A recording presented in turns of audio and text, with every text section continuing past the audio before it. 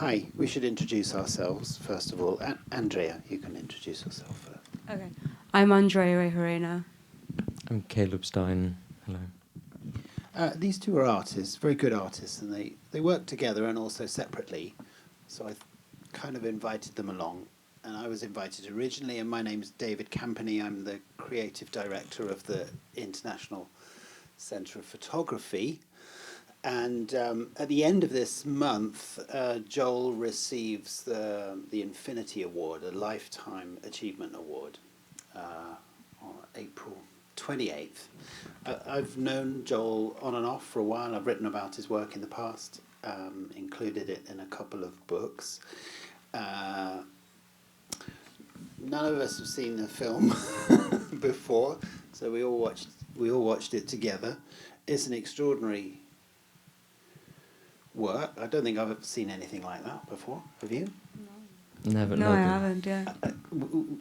Were you thinking about how it was made? Because you're image makers. Were you thinking about how come the camera's here while this is Sometimes, happening? yeah. They just leave it there long enough that they hope that they forget about it, or is that? At the beginning, I thought they were reconstructing moments, maybe, but then clearly they're not. Things are happening as they're happening. I did think some moments I was like, oh, did the director ask them to do this? But then there were other moments that felt like, whoa, do they know the camera's here? Yeah. Which is really cool to go between, yeah. My feeling is artists are always supposed to be kind of nice people these days, because they're supposed to be very kind of media friendly and at one with their work, and being nice to everyone at openings and good in interviews. But maybe I'm old-fashioned, but I kind of feel that good art comes from quite a complicated place. So it's quite refreshing to see, don't you think, how complicated it can be?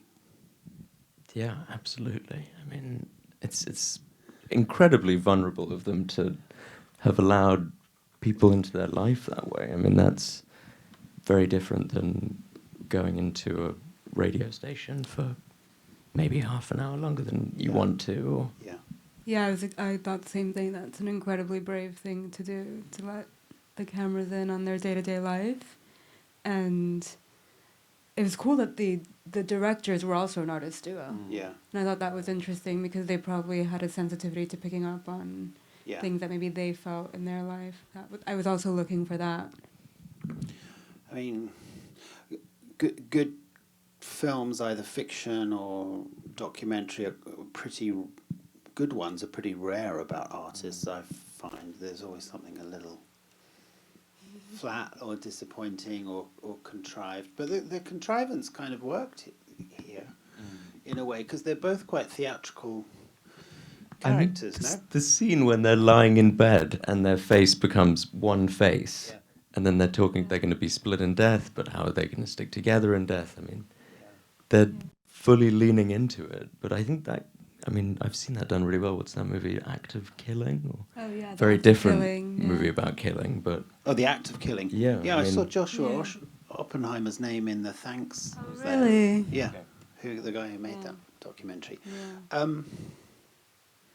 It's a brave title, isn't it? Two strangers try not to kill each other. It's a gentle film, and there's like an undertow until Maggie's moment, really, in the apartment there. And I don't know how that shot came about, because it's you can't even call it a take. I don't know what you would call it if someone is really going through the emotions while you're... I don't think documentary photographers have takes in the way that fiction, but I could sense that coming a long way. Yeah, you can feel it building throughout the whole thing, I think, no? Yeah. You work together. We do, yeah. Tell me about that. You could sense that coming. I really enjoy working with Caleb very much. I don't know.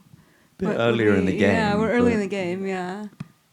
And 'cause he's not my fourth husband, so that's yeah, I guess it's very different. But I mean, it's really cool. I mean, we both love collaboration, Yeah. and I think that's at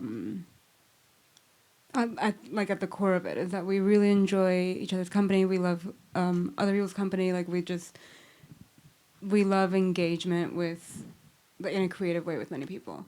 And I could see that they had fun with that too sometimes. Like I can imagine like Yeah. sometimes when I photograph, or Caleb and I are both photographing other creative people, like they also have ideas or images of Yeah. how they want to be seen too, which is really cool. And I Yeah. could see like say the moments when they were like in the bed and the lighting was gorgeous and the nose was so and so. I can imagine like Joel and Maggie also having had a say in how beautiful that looked too. And so that I imagine that being also really cool collaboration amongst all of them. It was funny. I think one of our friends, when they were going to book tickets for this evening, they said, "Is it fiction?" They read somewhere that maybe it was fiction, and it does blur that line in an interesting way. And I can imagine, it's real, but it's also performance, and they're artists, and they're engaged in it, and they're having fun with it. And I think that's, at its best, that's what it can be. Yeah. It doesn't mean that there's not stress and obstacles and all of that, but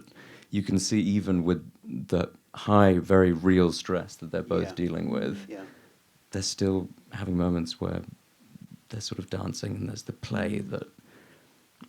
I think that's a big part of being an artist, that play. And if you can do it with someone, it's usually better. I mean, obviously, living a life together is a collaboration, whether you're artistically joined at the hip or not. I mean, it seems like it was nice for them that they got to make the film and have this. It's a creative act in a way to make a film like that, even when it's mediated by filmmakers, because actually their art is quite separate. They're not collaborators, And I felt kind of split in a way, because if I'm known as anything, it's as a writer, and so I had a kind Very of multi-hyphenate. I don't know. Yeah, I'd essentially say so. a writer, but I was thinking about Maggie's relation to. I mean, I write a lot about people who are very, very high profile. Sometimes, and I often think about that, like the kind of minor place of writing in the culture as opposed to the visual arts. I'm not sounding at all resentful, am I? I mean, I love the writing, but it's extremely solitary, and then. And so the moments where writers express themselves are quite different from the way visual artists express themselves, I think. I didn't quite believe the tearing up the notebooks bit. It's heartbreaking, and it goes on. I did believe the moment in which he came and photographed it. Oh God, yeah. It really made me laugh, that moment. That was chutzpah, I think, is the official definition for that. Well, it's compulsive too, isn't it? I mean, Yeah. I mean, it's a problem with photographers because we're grateful for the work that they make. But I always think of photography as because the lens is a kind of portal. It's a way of connecting, but it's also a wall, right? It's a psychological wall that you're behind, and you belong to a situation and you don't, and there are moments when that's very awkward, and you have to say, well, do I want a picture here, or do I want to be in the moment? You feel this all the time, I'm sure. I would argue you can be in the moment through it and with it, and that if you have to work together, then even though you're trying to look for something instinctual, you need to have language, because suddenly you're looking at one monitor with two people. Yes. And so hopefully there's this emergent property from collaboration, but hopefully it gets intuitive and it mixes, but you can sort of notice how each person is in it, but in a way that they couldn't be in it without the other person. And so that doesn't always feel like there's a distancing. It can feel more like a connection, I That's think. interesting. Yeah. I've not read her novel, but I'm very curious about it now. Me too. Yeah. And I feel slightly guilty about that because probably all of us Same. come Yeah, from same. the Joel side of the equation. But I was thinking, oh, what's it like if you read that novel and you thought it was amazing, and then you come and see this film, and it's like, why the hell is she with this guy? Wait, I had that same exact thought though. Like this would be a completely different film if I'd read the novel. Yes. And that. Yeah, and all the photography was new to you somehow. I think it's also, people are living longer and longer, and they've got long histories, and it's not uncommon. How old was she when they met? She was 44. Yeah.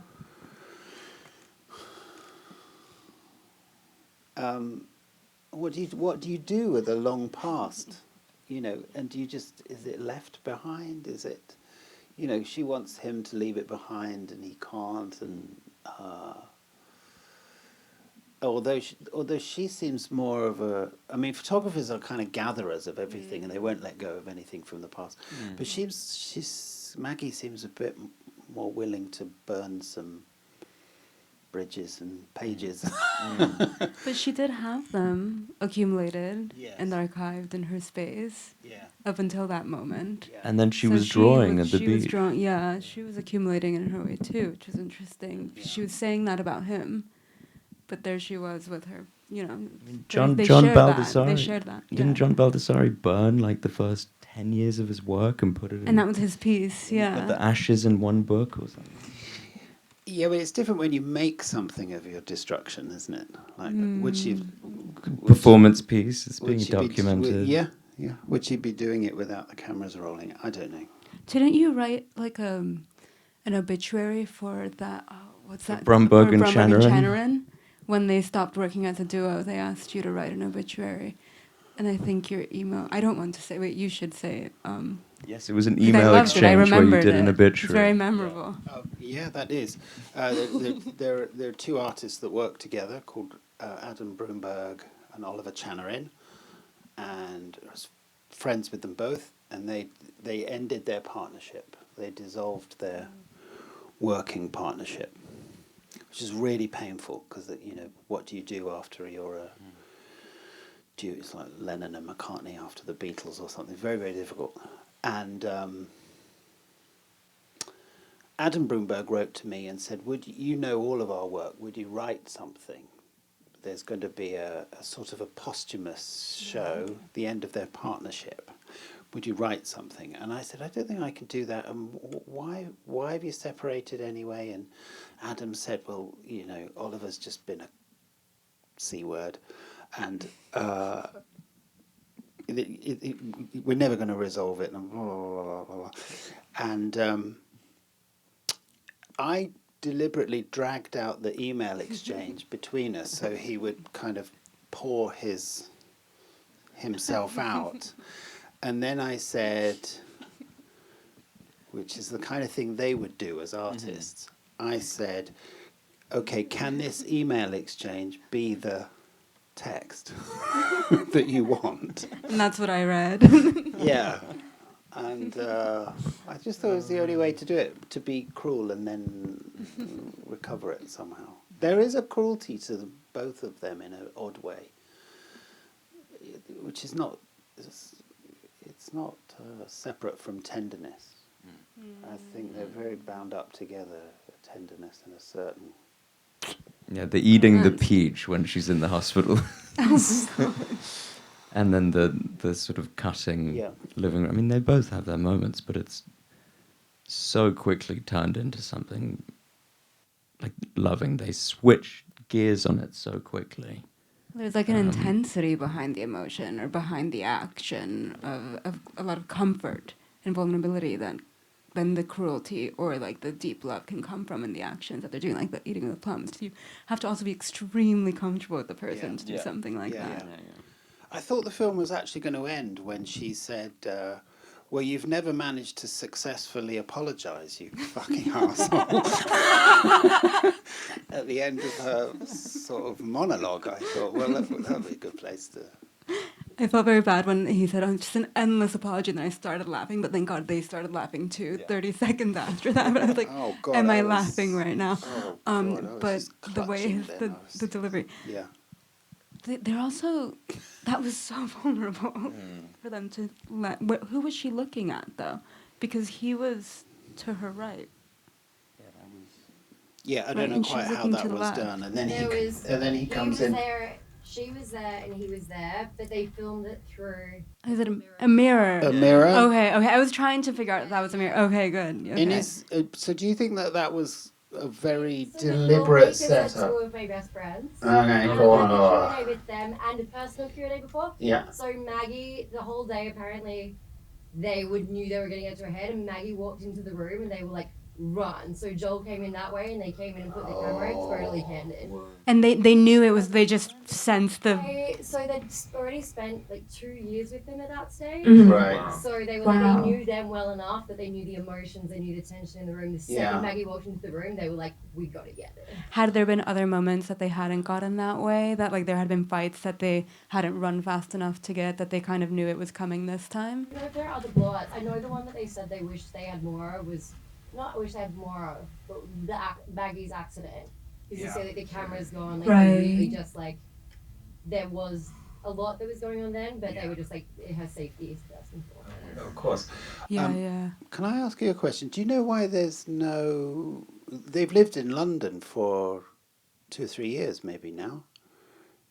Joel and Maggie. Yeah, and obviously, I don't know if she's from London, but it's England, so they're definitely living in her world, and not Joel's now. But there's no, you don't see any of that. You see a little bit of Cornwall, oddly, but They moved back. Not basically, it was in the editing stage right after they moved back. got it. Oh, I see. But you could see that, right? She was saying, I want to be in my world too, and Yeah. in your world. Yeah. Yeah. I think that's Yeah. where the movie was moving. Yeah. Yeah. Blow up leads to that. The blow Yeah. leads to her saying, I have lived your Yes. life. In your Yeah. spaces. I have actually been the front of your camera. But I just thought it would be a great resolution to see them Yeah. in their London home. Yeah. Dartmouth I don't know Park. that it mattered. I think she just wanted Yeah. to be back in her space of England, and then Yes. of course had the beautiful view of them and the where was that? Were they one? Cornwall. at that place that she wanted to go to though at the end or no? Was Well, that like her Cornwall safe is space? Cornwall is way west England. Oh. That was at the It's water. not what they where did. she- Anyway. when they were talking about the- London's a couple. At that time. So my question Yeah. is, how did this come about? Yeah, whose idea? Like To make whose the movie? idea to suddenly take this artist and, Hers, you know, his, somebody else's? Was it the filmmakers? No, I understand that, but they had to agree. I'm just curious. how Right. they done- That I don't know, and I've tried since I was invited to do this. I've tried not to go scouring for information. I just wanted to look at this straight. Sure. That's an interesting question because also they're like as from a writing perspective and he's like from generally a creative artist perspective, they kind of have a sense of where like an invitation to make a film, like where it might go, right? Or how vulnerable it would be. Like he probably knows exactly what he looks like, I imagine. Like when the camera's there, he knows how far it is. He knows where he is in the frame, like, you know. So there's something like hyper awareness from the subjects in this film, which is interesting, and you can kind of see it sometimes. He's also he's a very visible photographer in the sense that there is, they meet that guy in the street. The guy, Oh, yeah. I've seen all your YouTube interviews, and You have to wonder if it was an idea, an extension of him, his artistry, Right, because his. he's a. But maybe not. But maybe not. I don't know. Well, the lighting and the color I were thought the beautiful. way I experienced the movie, I'm just curious if anyone else felt this way. It was an homage, it was a love story, it was an homage to her.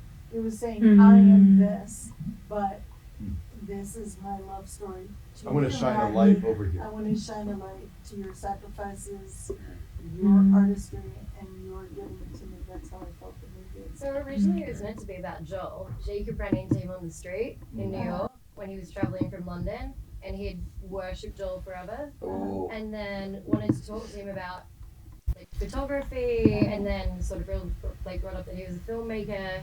And then Manon and Jacob had dinner with Joel and Maggie, and after dinner they were like, it has to be about both of you. Right. And it But was I a creative couple and a creative couple. Right, but I think his love for her just is such a shining moment that whether it was intentional or not, in the end, even if it's about Joel, it's about Joel's love for Maggie. Yeah.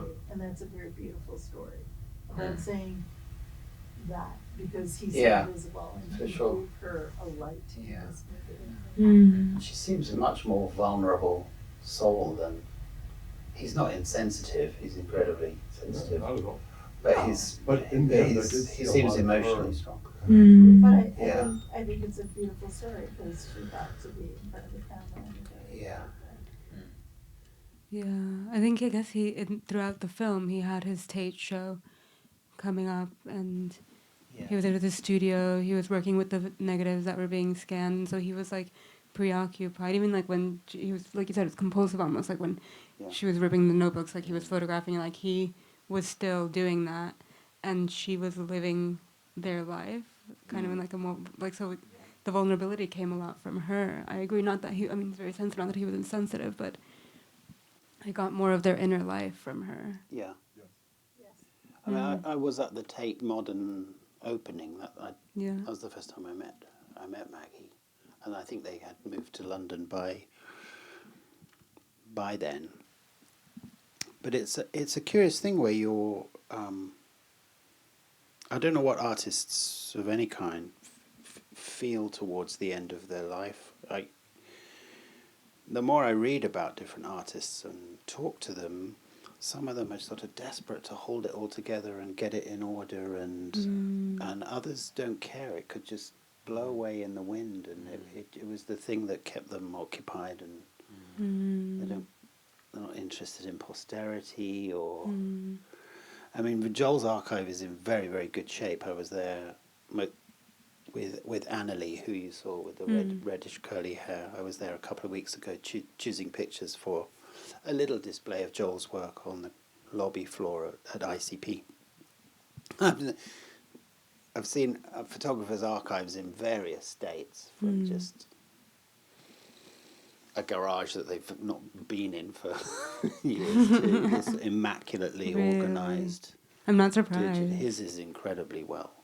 Wow. Like nothing has, and he's sitting down with Howard Greenberg, his long-term gallerist, and says, we're scanning 70,000 unseen. Howard Greenberg blows his nose. Yeah. Do their personalities resemble what we see here in the film? I don't know Maggie really at all. Yeah, Joel's does, but he's very he's very personable, and he is very theatrical. His turns of phrase are very literary. Everything is well, every sentence is well turned. He does make gestures like that, even when I've just talked to him, casually in conversation. I think that's part of him. That's not uncommon among photographers, I've found. They're watching those kinds of things the whole time. So anyway, could go on forever, and I'm sure there'll be other conversations about this documentary. It was a thrill to watch it, and it was lovely to have you two here. So Yeah, lovely to be Lovely here. to Great be film. here. Thank Thank you. you for having us.